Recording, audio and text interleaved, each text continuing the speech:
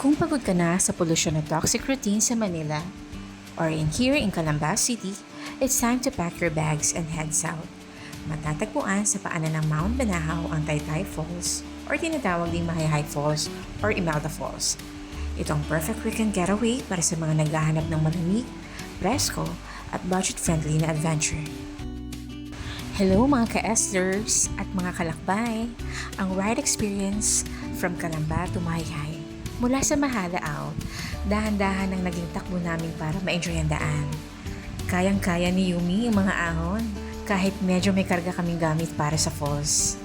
Ang hamon ng mga ahon at kurbada, paglampas ng Kalawan at pagpasok sa Nagarlan patungong Giliw, medyo naging challenging pero super fun ang daan. Maraming mga pakurbang daan at matatayog na ahon pero diskarte at tamang timpla lang sa silinyador. Kayang-kaya dinala ni Yumi ang biyahe. Ang sarap sa pakiramdam nung dumaan kami sa ilalim ng mga luntiang arko ng mga puno habang naririnig ang tunog ng makina ni Yumi. Grabe ang swerte namin ngayong araw dahil kaligitnaan na ng June, ramdam mo na yung pabago-bago ng panahon at malapit na talagang pumasok ang opisyal na tag-ulan. Sabi ko talaga kay Richard, habol tayo, kailangan na natin may sakay si Yumi bago magsimula ang sunod-sunod na ulan. Kaya ayun, binuhutan namin yung backpack, sumakay na kay Yumi at binuwis na namin ang weekend para sa isang epic. Huling hirit sa tag-init ng road trip mula Mahala Out hanggang sa saksakan ng lamig ng Taytay Falls sa Mahayhay. Akala namin ni Richard perfect crime na ang plano namin.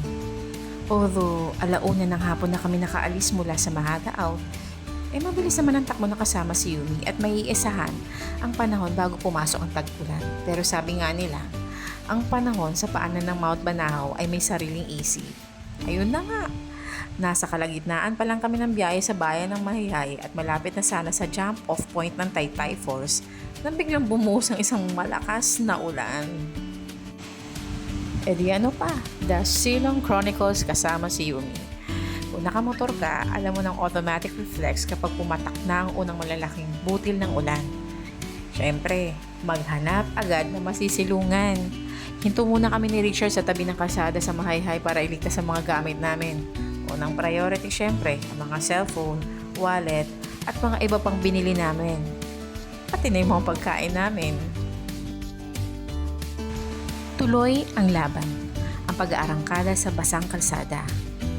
Noong medyo tumila na ang ulan at naging mahinang ambon na lang, nag-decide kami na ituloy ang natitirang ilang kilometro papuntang Taytay Falls. Dito na talagang sumubok ang galing ni Yumi at ang pagiging maingat ni Richard sa pagmamaneho. Dahil basa ang kalsada at medyo matatarik ang paliko sa barangay Gagalot, extra dahan-dahan ang takbo namin.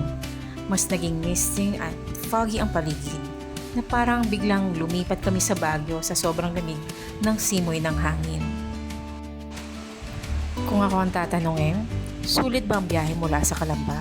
Aba syempre, sa halagang wala pang 2 oras, mula sa aming pinanggalingan sa Mahala Out, nakarating na kami sa isang lugar na feeling mo ay nasa ibang probinsya ka na sobrang presko at ganda.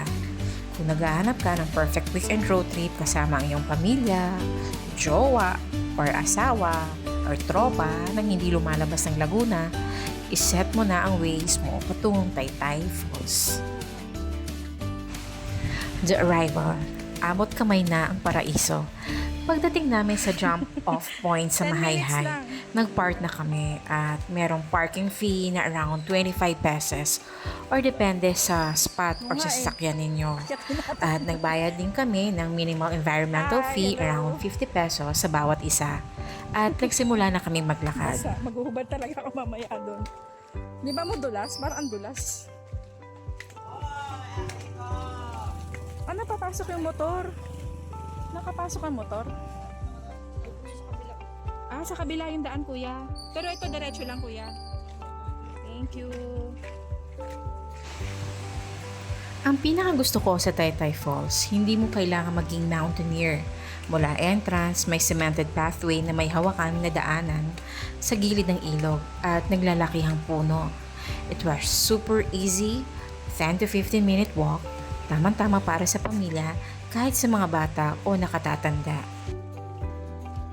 Bakit Taytay Falls ang pinakasikat na tawag? Ang salitang Taytay sa lumang Tagalog o katutubong kahulugan ay nangangahulugang tulay. Aksidenteng gawa sa troso, kawayan o urnahan na dinadaanan para makatawid sa kabilang ibayo ng ilog. Noong araw, bago pa man sementohin ang daan patungo rito, ang mga lokal at katutubo ay kailangan dumaan sa mga makikitig na tulay o taytay na gawa sa mga troso at kawayan upang marating ang talon. Kaya naman naging palatandaan ng mga tao na ang talon na ito ay matatagpuan sa dulo ng mga tulay o taytay. Bukod dito, ang buong lugar o kalapit na komunidad ay kalaunan ding tinawag o ikinabit na pangalang Barangay Taytay, bagamat ang opisyal na lokasyon nito ngayon ay sakop ng Barangay Gagalot. Ganyang kapis ang lugar. Kaya sabi ko no, pag kahit mga bata pwedeng pumunta dito.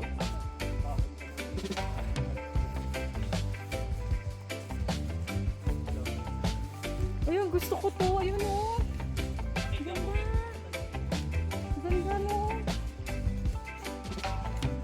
Pwede mang ayun o.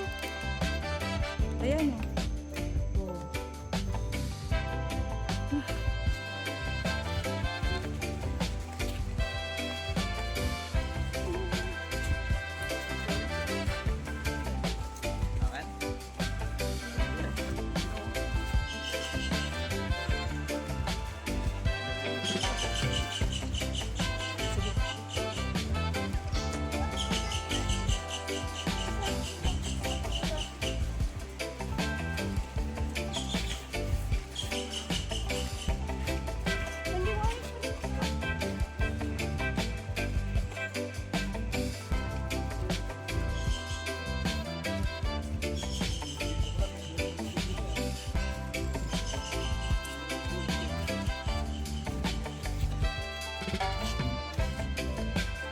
Nga, ganda no. Dam. Tawag dyan ay dam. Lalo yan ang tubig.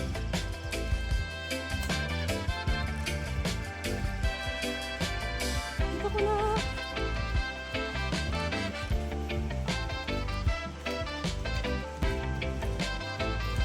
Katulad sa ano no, sa Tigbanaba, yung dam na ginagawa din para daluyan ang tubig sa mga tao.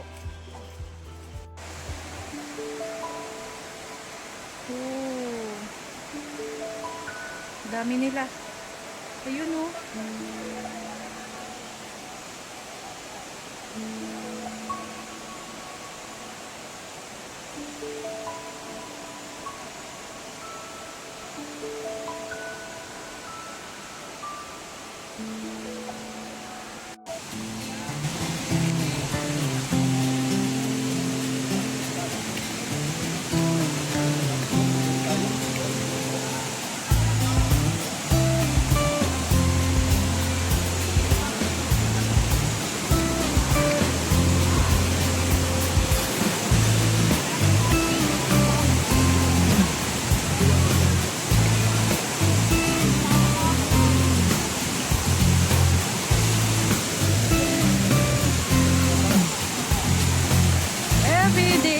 Every day, thanks the Lord. At sa wakas, nakita na namin ang Taytay Falls ng Mahayhay, Laguna. Sobrang ganda. Dahil bago pa lang naman ang ulan, hindi pa maputik ang tubig kundi napakalakas, napakalinaw, at napakasariwa ng bagsak mula sa bundok. Kung malamig ang tubig kapag mainit ang panahon, isipin nyo na lang ang lamig dito na pagkatapos umulan. Literal na nangangatog kami habang lumulusong, pero dahil andun na kami, hindi namin pinalampas ang pagkakataon. Mas naging memorable pa ang ligo dahil parang naging exclusive resort namin ng Taytay Falls sa kaunting oras.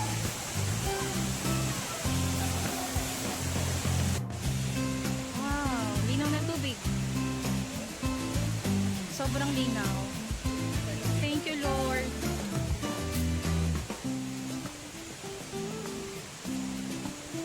Wow, tapos ang dami pang birds.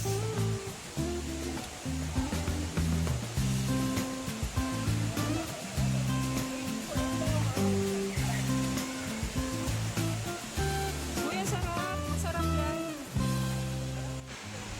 What to expect in Taytay Falls? Ice cold water, Hindi kami nagbibiro. Literal na nakanginginig ang lamig ng tubig dito dahil direkta itong nanggagaling sa bundok. Swak na swak tuwing summer or kahit weekend refreshers. Camping is allowed. May mga areas kung saan pwede kayong mag-pitch ng tent kung gusto ninyong mag-overnight. Masarap mag-camping dito dahil sa malamig na simoy ng hangin sa gabi. Facilities. May mga public restrooms at shower areas naman sa paligid. Pati na rin sa mga stall sa jump-off point kung saan pwede kang bumili ng snacks, souvenirs o magrenta ng life jackets. Pro tip, pwede kayong magdala ng sarili nyong pagkain. Walang corkage fee. Pero please, let's practice leave no trace. Bitbitin pabalik ang mga basura para mapanatiling malinis ang paraiso na ito.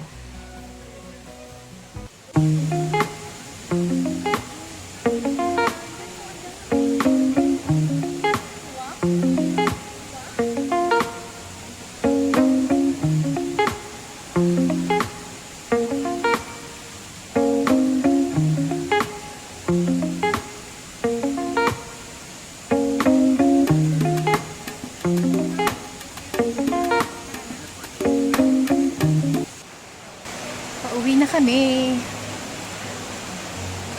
Kami muna ay mag-food trip. Asan? Asan? Pako ba yan?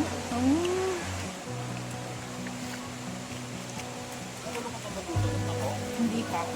Hindi pa ako naka-dito. Smile naman dyan. And everything. Smile, tatay. Hi.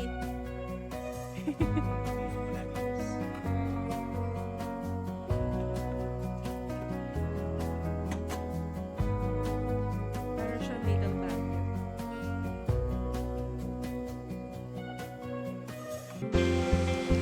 Real talk, ang ride pabalik ng Calamba, Laguna.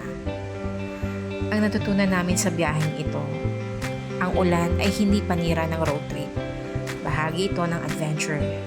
Basta kasama mo ang tamang partner at maasahan ng iyong motor gaya ni Yumi, kahit anong plot twist ng panahon, kayang-kaya nating gawing core memory.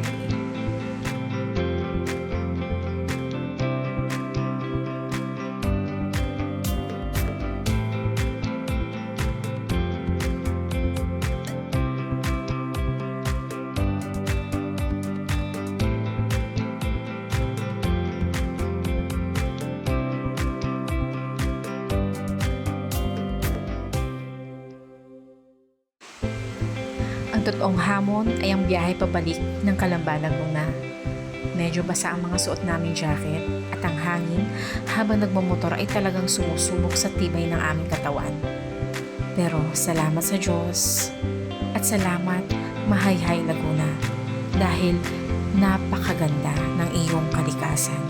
At sa pagiging maingat sa daan, nakauwi kami ng ligtas, pagod, pero punong-puno ng kwento at saya. Laguna, kay ganda mo.